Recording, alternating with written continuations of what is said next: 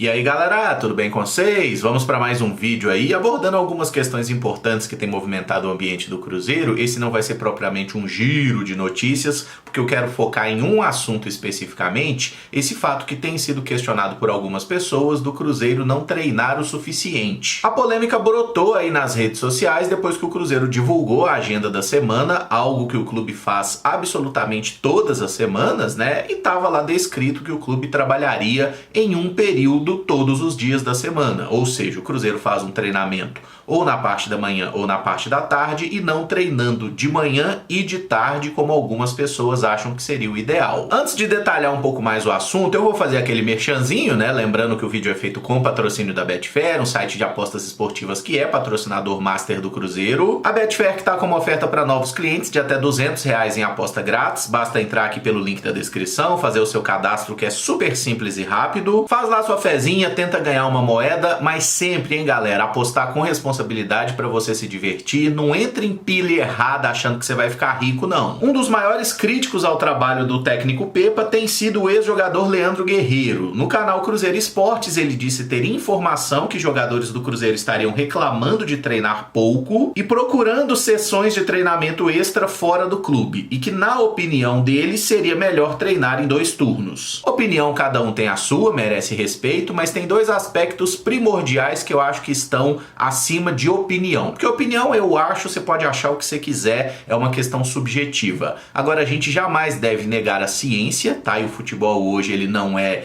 achismo, tem muita ciência envolvida num esporte profissional. E outro ponto é que a gente não deve ser anacrônico, tá? O que é isso? Viver o presente com a cabeça do passado ou do futuro que seja. As coisas no futebol, elas mudam muito rapidamente. Então a solução de um problema de 2023 não tá em 2013, não tá em 2003, não tá em 93. Tá em 2023. A gente tem que viver o momento. Se vocês olharem o regime de treino de qualquer clube importante, mesmo os melhores do mundo, Real Madrid, Manchester City, qualquer um, os times fazem um regime de treinamento em um período por dia, tá? Eles só treinam em 2 períodos em momentos de pré-temporada, quando o jogador precisa pegar um ritmo físico, né? Muitas vezes recuperar algo que se perdeu depois das férias, ou quando tem aquelas intertemporadas, né? Aqui no Brasil a gente viu acontecer muitas vezes nos últimos anos com as pausas para disputa de Copa do Mundo, Copa das Confederações. Nesses momentos, ok trabalhar com 2 períodos. Durante as competições, nenhum time faz isso. Eu participei de uma live ontem no canal do Samuel Venâncio, também com a presença do grandíssimo Thiago Valu, né? E tanto o Valu quanto o próprio Samuel Venâncio trouxeram isso como informação, isso não é opinião, tá? O Samuel pesquisou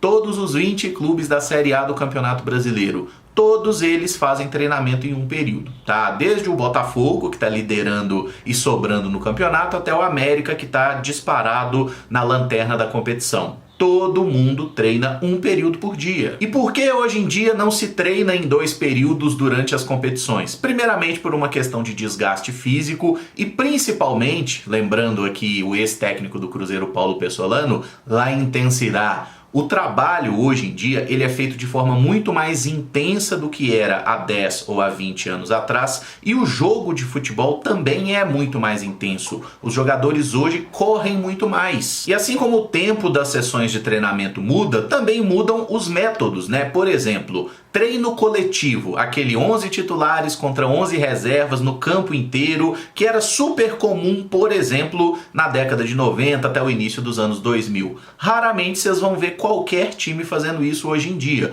Porque a ideia dos caras é você aumentar o número de ações do jogador com a bola. Por isso que se faz tanto treinamento em campo reduzido. E se vocês prestarem atenção num jogo de futebol, especialmente se você vai no estádio, que é mais fácil fazer isso, né? Você verá que quando um jogador está com a bola, todos os jogadores estão concentrados em um espaço muito pequeno de campo. É muito raro um jogador estar do lado direito com a bola e ter ali 40, 50 metros de distância. Os jogadores estão sempre o mais próximos possível. É a ideia de se ter um time compacto. E existem estudos mostrando isso, que num jogo de futebol, 90 minutos, um jogador vai passar ali 1 minuto, 1 minuto e pouco, às vezes menos que isso, com bola no pé. Os outros 90 minutos, a gente pode dizer assim, porque tem os acréscimos também, o cara vai estar se movimentando sem bola, prestando atenção na parte tática, lendo o movimento do adversário, e é por isso que os treinamentos são feitos de forma mais específicas. Para quê? Para que os atacantes tenham mais situação de mano a mano, né, de buscar um drible e a finalização, para que os zagueiros tenham mais esse contato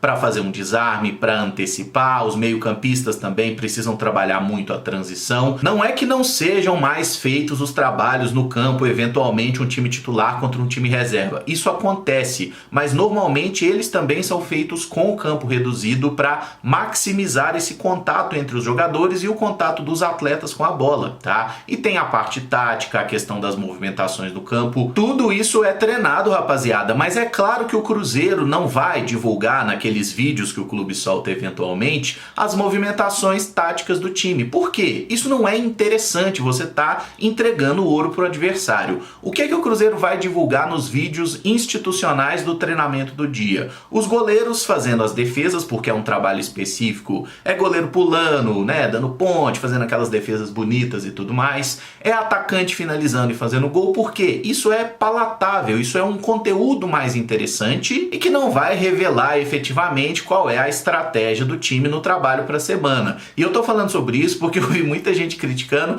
no treino sai um monte de gol, no jogo o time não faz nenhum. É porque o treino ele é mais focado para isso e a gente precisa treinar a finalização. Vocês estão reclamando disso? Existem métodos diferentes? Claro que sim, né? Quem não conhece Vanderlei Luxemburgo, seu grande amigo Melo e a possante caixa de areia, né, que é utilizada por esse profissional, mas não é utilizada pela grande maioria dos preparadores. Então podem existir diferentes correntes de pensamento. O que a gente não pode é descredibilizar, palavra bonita, hein, o trabalho de quem estuda a sério e trabalha nisso há muito tempo. Não é um negócio intuitivo. Vou fazer isso aqui que eu acho que dá certo. Tem ciência por trás disso aí. Um exemplo é aquele top que os jogadores usam, né? Quase um sutiã, que tem ali um aparelho GPS nas costas que mede frequência cardíaca, movimentação, velocidade, o número de piques, os saltos, se o cara tá trabalhando com intensidade ou se tá dando migué. Sem contar nos exames que são feitos nos atletas antes e depois das sessões de treino, dos jogos, né? O CK, que muita gente já deve ter ouvido falar, que já existia inclusive na época do Leandro Guerreiro,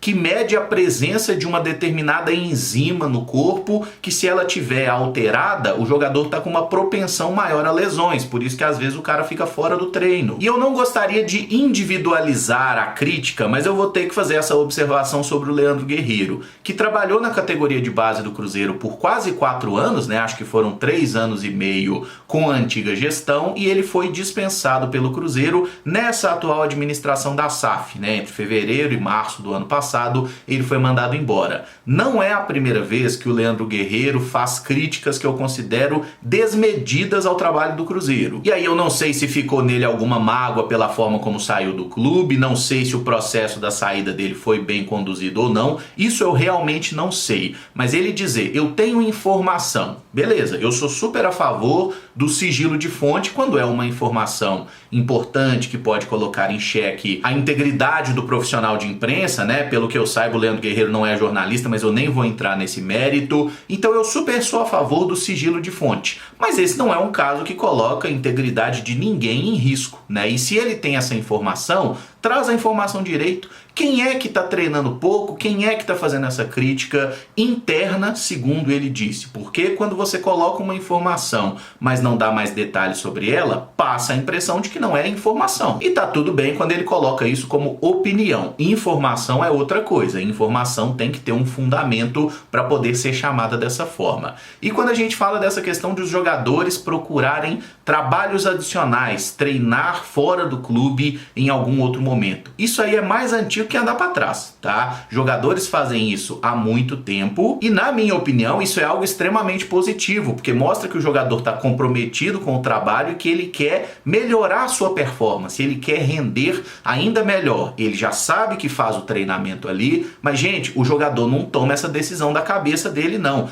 Acho que o meu treino aqui tá ruim, vou fazer um treino à parte. O clube está ciente. Se o jogador faz algum outro trabalho, o clube está ciente e autoriza o atleta. E se o atleta contrata um profissional que não é tão competente assim e eventualmente esse trabalho causa uma lesão no jogador ou algum outro problema? Tem essa possibilidade também. Por isso que o clube sempre é informado, está ciente, está acompanhando o jogador no dia a dia, e se for o caso, se o cara estiver ficando desgastado, o clube vai falar, você não vai fazer esse trabalho, e ponto. O jogador, ele é patrimônio do clube e as decisões não são tomadas pela cabeça de uma pessoa. Ô Emerson, então você é preparador físico agora? É claro que não, filho. Dá uma olhada no shape da criança. É óbvio que eu não sou preparador físico, e é justamente por isso que eu não tenho a competência para dizer a preparação física está errada, tá? Da mesma forma, o Leandro Guerreiro também não é preparador físico. Dei uma pesquisada na ficha corrida dele, não tem essa formação, então ele também não tem essa possibilidade. O que ele pode é achar. O Guerreiro foi jogador, teve uma carreira bacana, foi auxiliar técnico e trabalhou também como treinador de categoria de base do Cruzeiro. Ninguém tira dele a vivência de vestiário, de campo, isso aí é inquestionável. Mas isso não significa que ele entenda de preparação física de atletas profissionais em 2023. Ele não tem formação nessa área, como o próprio Pepa também não tem. O Pepa não é preparador físico. Quem faz o papel na atual comissão técnica é o Pedro Oliveira. Ele tem 30 anos, trabalha com o Pepa desde 2015 no Feirense, e eles seguiram juntos aí em Tondela, Passos de Ferreira, Vitória de Guimarães e Altai. A comissão técnica do Pepa é jovem, mas nem por isso inexperiente, né? E nesses bons trabalhos que o Pepa fez lá no futebol português,